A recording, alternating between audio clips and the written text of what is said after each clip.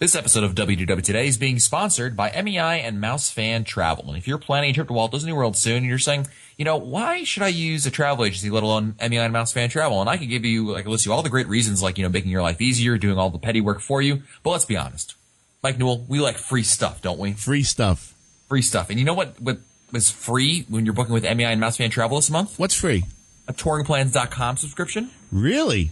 Yeah, that's right. If you book now, you're going to get a subscription to touringplans.com this month in March. So if you're listening in 2012, thank you, but you're a little late. And now the $72 it costs to subscribe to touringplans.com is not covered. But does that give you access to lines? It does. It access to lines, gives you access to all the crazy different touring plans, the ones even I made, like the Star Wars weekend touring plans. That's available to you. So check them out online at www.mousefantravel.com. This is Walt Disney World Today. Give us 5 minutes and we'll give you the world. Wednesday, March 3rd, 2010, and this is episode 689 of WDW Today.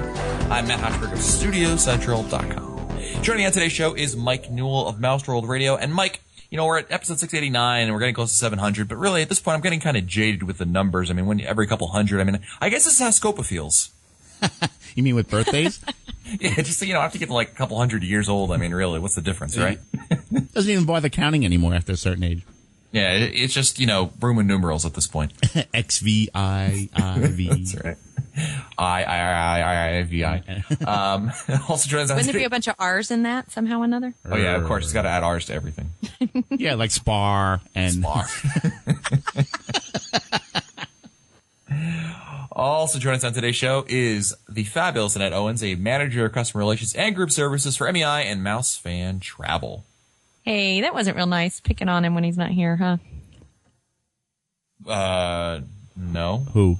No. What do you think? I don't see a problem with it. What do you think we do when you're not here? Yeah, good point. Oh, I should go back and listen. It's Wednesday. We're answering your listener questions, and our first email is from Tim from Oklahoma City. He writes, I have a friend who went to Walt Disney World this past summer after the layoffs that occurred, and he said that the service was not as it had been in the past. Has anyone else seen any real changes with the cast members since there were those layoffs a year ago? I don't think the service has been quite the same as many years ago. Yeah, I don't think that. That's not to say anything bad about the cast. Just the way things are. When you're running any kind of business, even the business I'm in, with less people, you tend to run into. It's not service isn't going to be as good, and that's just because of the lack of people. Well, and then you have the outsourced services as well. Yeah, I think what a lot of people mistake the bad service is for the outsourced stuff, like you said, Annette. Like Magical Express is a perfect example. That's like 95% outsourced. The only cast members you're really talking to at that point are the ones that check you in at the airport, because the bus is Mears, the bags is Bags Inc., and I think there's a lot of those issues that you're having there are coming from services like that. So that's where you see that drop off, and that's not related to the layoffs. That's not related to anything except that they're not Disney employees, and but that's a rant for a different time. But I really don't think that. The layoffs I think they really affected behind the scenes stuff, because there were a lot of managers and things like that. They didn't lay off 8 Space Mountain cast members. Now there's only 2 working there, and they got to manage the whole line. So in that respect, and it was designed by and large by Disney to make it seem transparent to the guest. It was really something that would be noticed by other cast members, not so much, like I said, it's not like they're undermanned at certain attractions by any means. Next email is from Lee, who writes, on our last day at the World, we used the dining plan. We felt we got money's worth. We felt we got out our money's worth, other than a small hiccup understanding, quote, the snack portion of the plan.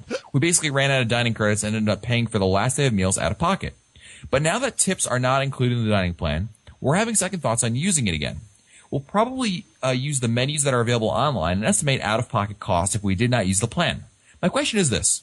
In your experience, have the tip changes had an effect on the level of service that you have experienced dining in the parks or resorts? I would think that Disney has expected the service level to rise, but was curious if that was the case.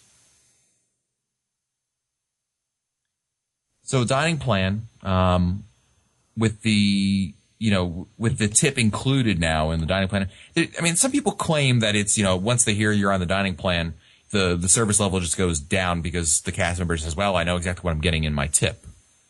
I never experienced that when I used the dining plan. I never experienced that, but I could be an exception. Maybe I just got lucky. I'm totally with you in that. I really don't. I haven't noticed that kind of a dip in service. I don't think they really. I think if anything, the cast members. Have you ever gone there to a restaurant now and they're like, are you on any dining plan? And you say no, and the cast members are like, oh, good. They do. They breathe a sigh of relief. Because it's so complicated and they have to explain all the rules and everything. It's like it's like the beginning of like Family Feud or something where you have to go through all the rules of everything that's going on. And you've heard them have to explain, no, I'm sorry, you can't, you have to get dessert. You can't get an appetizer. Yeah. Exactly. I feel sorry for them sometimes. Yeah. But I haven't noticed it. I haven't noticed that, a situation where I've been on the dining plan and the cast member service has just, been like, they've kind of lollygagged it by any means. So, but, there are other people that feel that has been that way. But again, between the three of us, I don't think Newell, you haven't run into that, have you? Yeah, I don't do the dining plan. Yeah. Good. Next email is from Andrew from Burlington, Ontario, Canada. Writes, hi, WDW team. I think you're all fabulous, not just Annette. So you hear that, Annette? Oh, wow. Make you a pick, mm-hmm. Before I ask my question, I want to say that my wife was thrilled when I told her about the All-Star Vacation Homes ad from episode 601. Since we assumed that the wife in the kitchen making dinner came with the home, it certainly wasn't my wife, it really added value to the vacation home package. That's a different spin on that, isn't it? I think I remember that ad read now that Oh, I really remember it.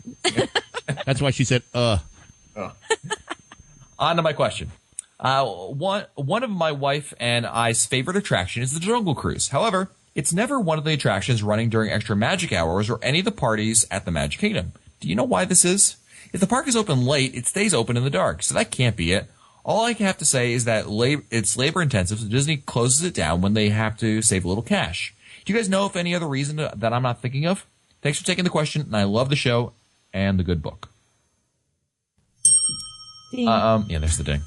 I don't think it's so much about that. I think the extra magic hours are really about the most popular attractions being open in the park. I don't think Jungle Cruise is there. I mean, I think they man, obviously Space Mountain, Splash Mountain, Big Thunder Mountain, Haunted Mansion, Pirates of the Caribbean, and it's not like the whole park has to be open. They got to draw the line in the sand somewhere, right? I've never done it at night. So I just think they just decided, we got to flashlights. I just don't think they have it open. They're like, just because they can't have every attraction open. Right. They decided, well, this one we won't open up. Next email is from, that's just speculation, by the way. That's interesting. Now I got to see. I want to know now. I want to know now. Next email is from Catherine Jones of Littleton, Colorado. Catherine Zeta-Jones? Nah, unfortunately not, Mike. Sorry, Catherine. I'm sure you're very nice. But I'm still happy you wrote in, though. Miss Jones. Actually, she did put in her email address. I can see her middle name, and it's not Catherine Zeta-Jones.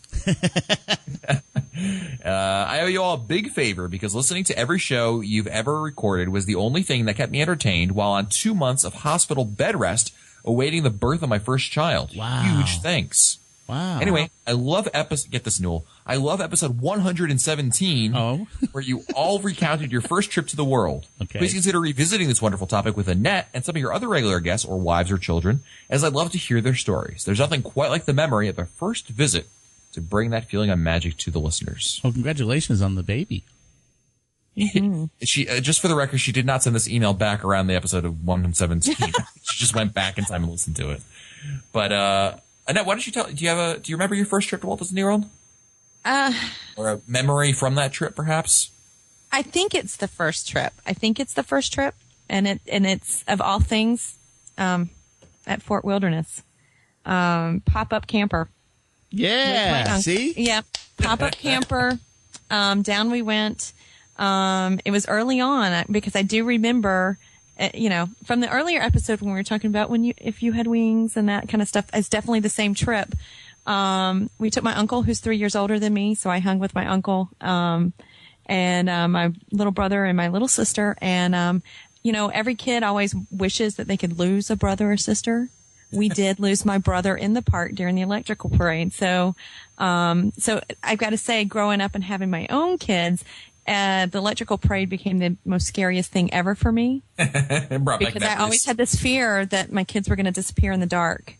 So every time you're listening to Mouse World Radio and the electrical parade comes on, Turn you it have no off, choice but to grab a turn it off. Turn it off. She's Of grabbing course, now they're kids. teenagers, so now it's like, go get lost. But no, it really, I mean, that one, it's a lot of special memories because it's river country. You know, everybody has great memories of river country. No, I don't. I don't either. Never mind, Matt. You're too young. But we had a great time at River Country, and you know, lots of fun times with my uncle. I think, and you know, if you had wings, y'all got that from the other show. If you had wings. Because it cost money to buy tickets to go onto the rides, and you know, back in the day. Yeah, well, very. Thanks for sharing the story. There you go. Oops. What? Oops. Oh no. Grabbing the kids. Oh no. Oh no. To laugh. He actually, you know, that was many years ago. And he actually made it outside the park and was on his way to the parking lot from the Magic Kingdom. Can't you see He was 5. Can't you see Annette at therapy, and they get to like the root of the problem, and it's like it's the Main Street Electrical Parade. Ding, You know? ding, ding, ding, ding, ding, ding, ding, ding, ding, ding, ding, ding. Shut it off. Next email's from Bill Mildoni of Collegeville, Pennsylvania. Hello, Bill. I just finished listening to episode 600, where the question was asked of your opinions of what are classic attractions at the studios that are not there anymore. I'm surprised that you did not mention the original animation tour. The pre-show with Walter Cronkite and Robin Williams has to be included as a Disney Studios classic if there ever was one. When I think of the attraction at the studios, I miss That Was It. After all, was it not the Disney animation that started it all and led to the creation of the theme parks in the first place? Kudos to Mike Newell for playing it on Mouse World Radio so we can still enjoy it. Thank you. I mean, that attraction is great. The old, that pre-show especially. There were 2 films. One was the pre-show with, as Bill mentioned, of Robin Williams, and that one just has so many great lines. I mean, you know, it's like I can't be you, Walter Cronkite, and you know the whole long legs. It's a great track, and it's a lot of fun. And that one I remember very fondly. But the one that I think a lot is overlooked, and I don't know if you guys remember this. Do you remember, like, you do the pre-show Walter Cronkite stuff, then you'd have the tour, you know, where the animator would, like, you know, kind of go over drawing and everything. And then there was that movie afterwards with the, it was like kind of like a montage of all the Disney films. And you get to like that, there was one part where like, it was like the saddest moments in a row. It was like Bambi getting killed, Mufasa getting killed, another depressing scene or 2 in a row, and all you heard throughout the whole theater was, you know, because they were showing all those wonderful things. Do you guys remember that film? No. Clearly not. Okay, I'm alone here, but They do something similar on the ship. but See, that's doing it. It was that was one that really stood out in my mind as one. But you're absolutely right, Bill. That is definitely a classic attraction. I think the problem with it is that it's still technically around. They just retired certain elements of it. So that's maybe that's why we left it off the list. But you're absolutely right that the pre-show alone, I mean, in terms of pre-shows at the studios, you know, you got the Muppet Vision there right at the top, and Back to Neverland has to be right up there. Next email is from Melissa Yokish of Urbana, Illinois, who's M. Yokish on touringplans.com and WDWtoday.com. Hoorah. Hey, Matt, Mike, Len, and Annette, and anyone else lucky enough to be hanging out with you all. You are awesome. My family and I have been going to Walt Disney World for over 30 years now, at first with my parents and now with my own kids. And you've all brought my Disney obsession to a whole new level. Nice to know there are other fanatics like me. One quick question. We noticed a lot of construction, big scaffolding in Magic Kingdom all over Fantasyland and Liberty Square, and in Epcot near France. Are there any plans to bring anything new to these areas, or is it just refurbishment? Always looking for that next surprise. Well, obviously with the Fantasyland construction, you're looking at that whole Fantasyland expansion stuff that's going to go on. And that's really an ambitious plan where they're going to be really redoing all of Fantasyland, and that one's obviously going to be many, many years down the line. But I mean, in general, when you see construction and scaffolding around any of the parks, I mean, that's pretty much, it's normal to see it almost at this point because, you know, Disney's always constantly rehabbing things, making them either keeping them up to a certain standard, you know what I mean? Like Splash Mountain every year closes down for a couple of months in the wintertime to redo because, they want to make sure the attraction, stays up to certain acceptable levels. And other attractions, do get a nice little upgrade. Sometimes it's just a, quick rehab, like Backlot Tour is closed as of this recording. Not because they're adding anything, but just, to spruce things up a little bit.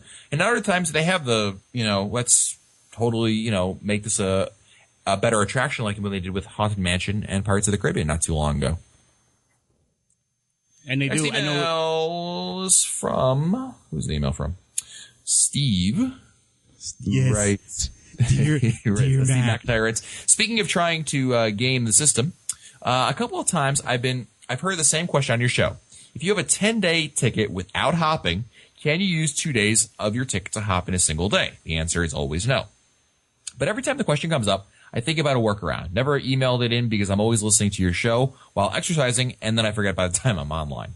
Anyway, here's my solution. Assuming you can front the money, buy 2 10-day tickets, and then use the alternate ticket to enter park number 2 on days you want to hop. Yes, it means buying and managing 2 tickets, and you wouldn't be able to hop to a third park unless you bought a third ticket, but I think it would work. However, doing the math tells me that it's probably not worth the bother. Here's why. A 10-day no expiration ticket costs $437 or $44 a day. That means every time you hopped using a second ticket, you'd be spending or wasting an additional $44. Adding park hopping to any multi-day ticket costs about $50 regardless of number of days. So my 2 10-day ticket solution only makes financial sense if you were only to take advantage of it once. $44 wasted versus $50 to hop legally. If you hop twice, you'd be spending $88 versus $50 to hop legally. So basically, Steve, I think you just disproved your own theory, although kudos to you for coming up with it.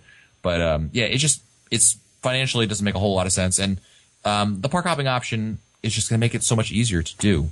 But when we're talking about the ticket options, one thing I do like is that they allow you to add on the stuff a la carte even after you buy the ticket. Right. You can do that. And, the big thing we tell a lot of our clients is if you, sometimes you get down there and you realize, oh, really wanted to do park hopping, go on and do it before you start using your tickets. Go on and do it in the beginning of your trip. Don't wait till the end. Yeah, I mean, obviously it doesn't make sense to, after you went 3 or 4 days to start getting the park hopping option, but you might want to do what I like to people who are unsure about park hopping, try it out for the first day, see, how it goes. And if after 1 day you say, we really would have liked to have gone to a different park on that day, no problem. And you can still, it's not like you're penalized or anything like that. Right. Next email is from Matt in Kansas City. Who writes, my question pertains to the amount of cards that can be associated with the PhotoPass CD. We're going on a family trip and we'll be going with a group of 8 adults and 5 kids. While we're at the World, we have 2 other friends with their families at the World, as well as making a total of 6 separate families, 12 adults, and 9 kids, 8 ranging in ages from 5 years to 7 months. I'm sure at this point Scope is cringing. He would be if he wasn't rolling over in his crypt that he stays in. Like the Crypt Keeper, you go down the stairs and I know that you have said in the past that you have to see that we make fun of the people who aren't on the show with us. That's why you have to be here. That's why you have to be here. I know. Oh, well. I know that you have said in the past that it would take a lot of pictures to make it worthwhile to purchase that PhotoPass CD. I would assume with 6 families, it would be worthwhile. Thanks for all your help, and slow down, Hotchberg. It's okay if you go over 20 minutes. It doesn't mean you're turning into Lou. It's just it's about the amount of pictures. But even if you get we mentioned the math on previous shows. I mean, even if you got down to the per cost of each photo on the CD of being like $2 a photo, right? So you're taking, and who knows, figure out the math of what that is, or $1 a photo. I mean, consider that if you take your own photos on your camera and then you go to like a snapfish.com, you get like one photo for like, what is it, like 50 cents? I think it's even cheaper now, like 20 cents. So that's really the issue with it, is that there's such a huge markup on it. And then you have other people. I'm not even going to go into the whole discussion. Some people think that PhotoPass quality isn't that great, and the quality and the skill of the photographer's range is really that. I'm going to leave that totally on the sidelines. I'm just saying from a pure financial standpoint, it doesn't make a whole lot of sense. But Matt, one thing you can do is take all those photos, go to PhotoPass, have them take all those photos, and have them take photos with your camera as well. At the end of the trip, you might find that there's only like a couple pictures you really want to cherry pick, and you may want to feel that it's worth to buy those. Or you may find that a lot of them came out great, and maybe the CD is a better option for you.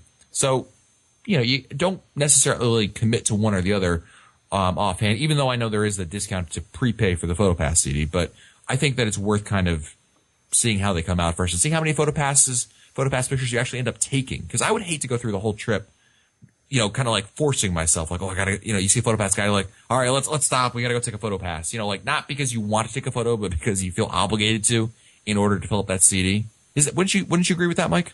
I would. I mean, because if I was doing a special event, I would love to have plenty of really nice pictures. Like when we went to Wyoming, we had a PhotoPass with the Adventures by Disney, and we were able to pick up some really nice pictures I wasn't able to take. Oh, I had no idea that Adventures by Disney had PhotoPass also. Yep, they certainly. I was surprised too. I had no idea either. But the cast members that are your guides take all the photos. Mm-hmm. They must have. I mean, hundreds of pictures they took, and you get to go online and pick what. It's just like the regular PhotoPass. And the great thing is it's not staged too. That's something too. They're getting you in action and doing stuff. Sometimes you don't even realize they're taking your picture. Right, and it's pretty cool. Next email is from Tom, who writes, in episode 603, a listener asked about a question about the Venetian Resort. I laughed when this was asked. I have heard of this once proposed resort, but don't know much about it. I do remember that in 1977, when my family was staying at the old Golf Inn, now Shades of Green, our family pet was booked at the Kennel Club near the Ticket and Transportation Center. While visiting our dog, I remember seeing a large mural depicting a resort area that I thought was Asian or Middle Eastern in theme. But what do I know? I was only 10 at the time. Do you think this could have been the rumored Venetian Resort? Has anyone else seen this? And is it possible that this mural is still in existence? Love the show. See you all in the world. Well, actually, there was you weren't hallucinating, and when it was actually true. Way back in the day, in the 70s, in fact, early 70s, there were plans for. They had the Polynesian Resort, they had the Contemporary Resort, and they also had an Asian and a Venetian Resort, all of which would be on the Seven Seas Lagoon. And a Persian resort that'd be on Bay Lake. And for a number of reasons, one of the things that I was doing some research before the show, Tom, and one thing I found was that obviously those were the ones that I mentioned, the Venetian, the Asian, the Persian resorts were never built. And according to Wikipedia, it's cited due to the 1973 oil embargo. Those resorts were canned. So as to why the oil embargo would do that, I don't know. Yeah, wasn't that supposed to be on the property that the Grand Floridian's at? Yes, you're right.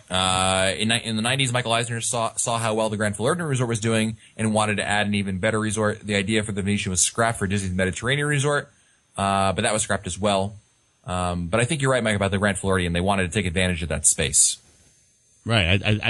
I vaguely remember seeing a map of the property before opening, and it was a square space that was where Grand Floridian sits now. That was supposed to be, but the Venetians, they invented it. Thank the Phoenicians. Next email is from Todd Whirl of Quincy, Washington. Writes a quick note: the Costco here in Wenatchee, Wisconsin, has the Dyson hand blowers in their restrooms. It's pretty cool and quite the novelty. Maybe check your local Costco to see if you have them. I think these are do you guys remember this? I mean, this is when we were talking about the hand dryers? Yeah. This is total that out move of your context skin? question. Yeah. Yeah, they're I haven't seen them, but they're the hand dryers that, like, it looks like your hands are going into space, because Right. your skin is being, like, pushed back and you're, but I still haven't run into any of these. Newell, have you run into I one? thought they were by the Everest. Aren't they ever by Everest? Maybe not. I don't know. I haven't been in that restroom. Newell, have you seen them? I've never seen them on property, man. I've seen them. The Target by me has one that could fly an airplane. It's like a turboprop, but I've never seen them on property. Maybe it's not. Maybe I'm thinking something else. Very well could be. They would be very handy, like right outside of the water rides. You just stand underneath it like Just a stand and huge dry one. them. In reverse, suck the water out. Right. Next email is from Jeff Carr of Corpus Christi, Texas, formerly of Mandeville, Louisiana. Right. So when I saw the title of episode 604, "Breaking Up is Hard to Do," I thought, oh no, the WDW Today podcast team is breaking up. To my delight, I was wrong. Lesson: never judge a book by its cover, nor the content of a podcast by its title. Anyway, you have a great podcast. I've been with you since episode 1. Please keep up the great work. I visit Walt Disney World 2 to 3 times a year, and that isn't enough. Your podcast helps me in between times. Here's my question.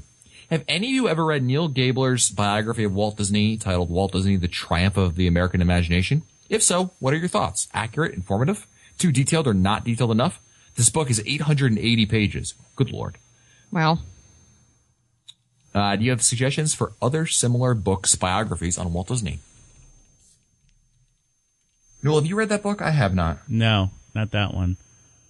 I'm trying. We have one Walt Disney biography book, and I'm trying to remember what it was, and I can picture it. It's kind of like a yellow cover, and like it's like instead of being black and white, it's like yellow and black. And it's obviously a book about Walt, but I can't remember the name of the book. Do any of you have any Walt Disney biographies that you can recommend? You know, Matt, I've never read any of biographies of Walt Disney, but if anyone would know and could recommend a book, I would go over to the Imaginerds. George Taylor does really good book reviews on all kinds of books related to Disney, and I'm sure that he's got one there on a biography that would be really good.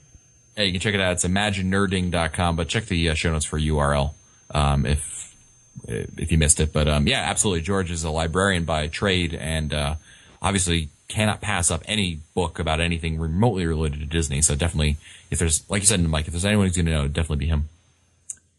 Next email's from Abby Earl of Tallahassee, Florida. Writes, I'm going to Walt Disney World soon. There are several places my family and friends and I want to make ADRs for. So my main question is, do you have any tips or strategies for getting ADRs that we want? There will be 2 of us available when our window to start making ADRs opens. Do you know if it's possible for us to both be signed in under the account at the same time while using the online system? Annette, do you know if you can have like 2 people signed in at the same time? I'm not sure. Although I don't know why you have to be signed in. I mean, when I make my ADRs, I just go to the website and, pick my time, and then it's like, okay, what's your name? What's your phone number? Good. So, no, not a problem. Do you think we should try to have one person on the phone and one person in the online system? Maybe both of us trying to be online and on the phone? You could. I mean, there's nothing wrong with what you're doing. I don't think there's an advantage over one or the other. I do know that, and I think you back me up if I'm wrong on this, Annette, or correct me if I'm wrong, rather. In the morning, they're pretty busy over there, aren't they? On the phone system? Yeah, pretty busy. Yeah, so I mean, the online system may just work out better because you can obviously access it perhaps a little bit faster. And you can get on it a little earlier than 7 a.m. Or you know what? Make your life easier. I mean, obviously. We'll do it for you. MEI and Mouse Fan Travel is a sponsor of this show. But that being said, I mean, any travel agency, it makes your life so much easier not to have to deal with that. That's the one thing I hated about booking my own trips is the ADR thing, because it's like, okay, this one isn't available, so now let me try this one. Okay, well, let me try a party of 4 because, they don't have a party of 2. And, playing that game, I don't like playing that game. So why not, let someone else deal with it? And it's the same cost to you. It's not like it costs extra, right? Yes, Matt, it's the same price. You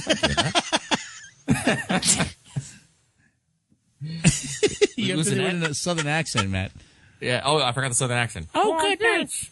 Please pass the pop. Okay. She still has no idea what you're doing. No, she doesn't. Sorry. Abby adds, I know the crowd calendar only predicts 4s or 5s for the time that we're going, but we want to get that elusive 7 p.m. ADR for Le Cellier one night. Well, you definitely want to make sure you get in there right at that 180-day mark. Book it immediately, and right at like the phone line. The system opens up at 9 a.m. Right, Annette? Yes, Matt. That's right. Kiss my grits. Kiss my grits. Is that what you said? Remember Flo on Alice? Kiss my grits. They open at 7. Where are you getting? I just stopped in my tracks. Where are you getting 9 from? You can't sleep in. 7 you got to get up and call at 7. Can you just say "kiss my grits," please? I just need to hear it. Do you want it in a real, true Southern accent or my accent? Your accent is a Southern accent. I do declare. Kiss my grits. There you go. You never heard that before, man? Kiss my grits. But I mean, it's like, wow. I don't think you've ever lost it before on the show. I think this is it. Oh, I see a trend now. I can see Kiss My Grits shirts and my grits shirts. Oh my gosh. Anyway, Abby, you go on this one, I do believe. Abby writes, we're also trying to get in for dinner at California Grill, Citrico's, Narcoossee's, and Sanaa. I know California Grill fills up quickly and may be difficult to get our preferred time at. But what about the other places? Citrico's should be Narcoossee's. You'll have moderate. I would say that it's still a little bit easier than some restaurants because they're a little more expensive, and I think though that kind of lends itself to not being booked up quite as quickly because they're also 2 table service credits right in it. Right. So people aren't going to necessarily be gunning for that necessarily right up front. Typically, we tell people, if they're going to do their own dining, and this is kind of what we do, give us your you have to get there. These are your must-dos. Do those first. So if there's one that you definitely want to make sure that you're take care of that one first, and then kind of rank what you're wanting to do, and, be flexible on times. Yep. And don't forget to play around with the numbers a little bit on the number of people going to sit at the table. Sometimes that table for 2 could be hard to get, but a table for 4 is available. Yeah. Right. And that, again, that's not, I don't, some people have a problem with it. I don't have a problem with it. I don't think it's gaming the system because I think the system is flawed. If you go to a restaurant, at your local restaurant, and say there's, party of 2, and they only have tables for 4 available, they're not going to tell you, no, we don't have any tables for you. They're going to say, okay, we're going to sit you at the table of 4. Well, most of the time when I've had reservations for a table for 2, they seat us at a table for 4. Yeah, exactly. So it's, I think you're perfectly within your rights to try that out. But the one restaurant that Abby shouldn't have any problem with is Sanaa. Right. Because that one, you can make a same-day reservation. I usually still make an ADR just for fun, but, to get the time you want and everything. But you won't have any problem getting an ADR there. It's off the beaten path, and but definitely worth your time. Check it out.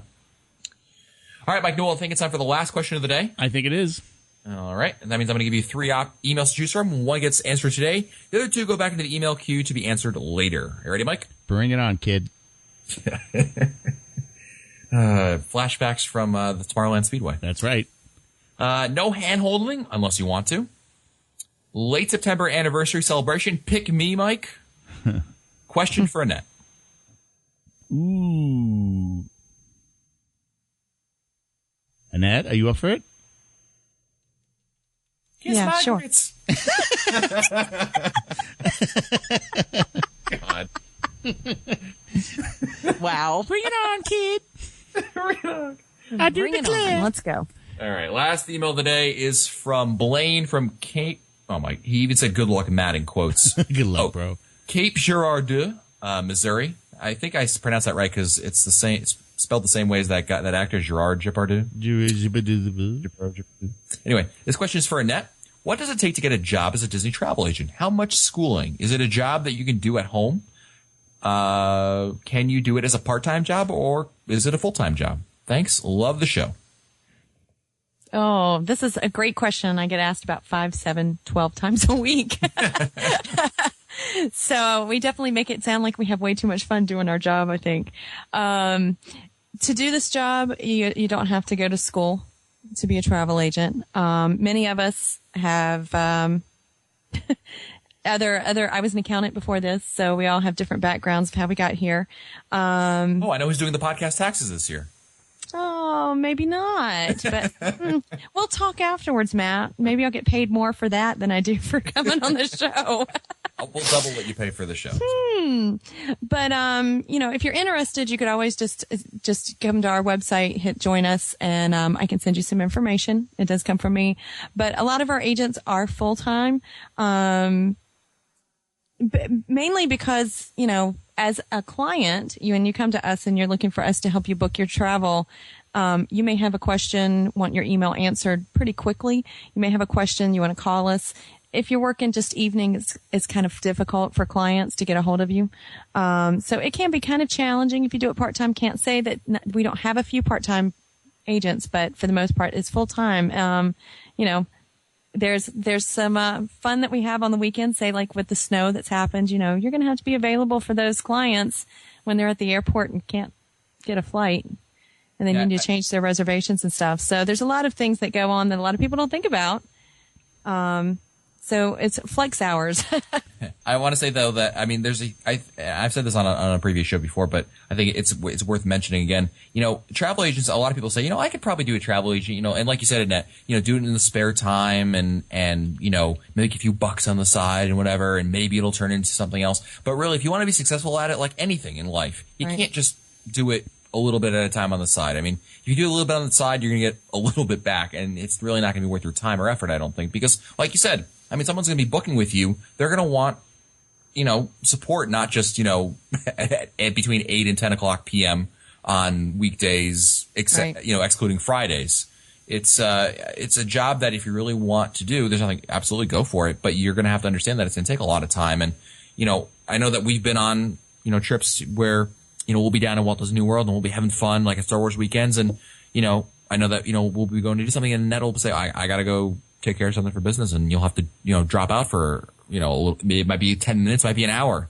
And that's just the demands of the job. And there's other careers that are just like that, where you have to be on call all the time. So it's not, I guess we just don't want to mislead Blaine to think that, you just it's instant, make a lot of money and, quickly, because it does take a lot of work. And I know that the travel agents from MEI Mouse Fan Travel that we've met they work very hard at it. And they do a great job, but it's because they put the time in for it. That's it for us today. If you want to find our older episodes, read our show notes, or send us your comments, visit the WDW Today website at WDWtoday.com. Don't forget, this episode of WDW Today has been sponsored by MEI and Mouse Fan Travel. And, it's okay if you don't want to be a travel agent anymore, Blaine, but at least you can still book with them, and they'll be able to take care of you. So that way, when you have all those requests, like you want to have this particular building with this particular view, and you want to have all these different ADRs, and you want it all done for you, no problem. The travel agents at MEI and Mouse Fan Travel can help you plan that trip. I'm like that you, by the way, Newell. Mm-hmm. That was like I was channeling the old Alien Encounter. One of you will go and take this, and one of you will be chosen. Thank you, sir. Get it, sir? Sir. That's what does sir stand for again? Oh wow, you got simulated intelligence robot. Oh, yeah, we're doing the space stuff again, aren't you? This isn't attractions. Fair. Yeah. We need to do it in Tim Curry's voice, though. Oh, yeah, that's right. That's who that was. Yeah, one of you. Anyway, check them out online. That's the bottom line. Just ignore my ramblings, and please go to mousefantravel.com and check them out and book your vacation today. If you want to find our older episodes, read our show notes, or send us your comments, visit the WDW Today website at WDWtoday.com. For Line Testa, Mike Sopa, Mike Newell, and the fabulous Annette Owens, we love you, Annette. Kiss my grits. Beautiful. Point taken. I'm Matt Ashberg. We'll see you all the next show. Stupid Judy, stupid energy. This has been a production of Mouse World Radio.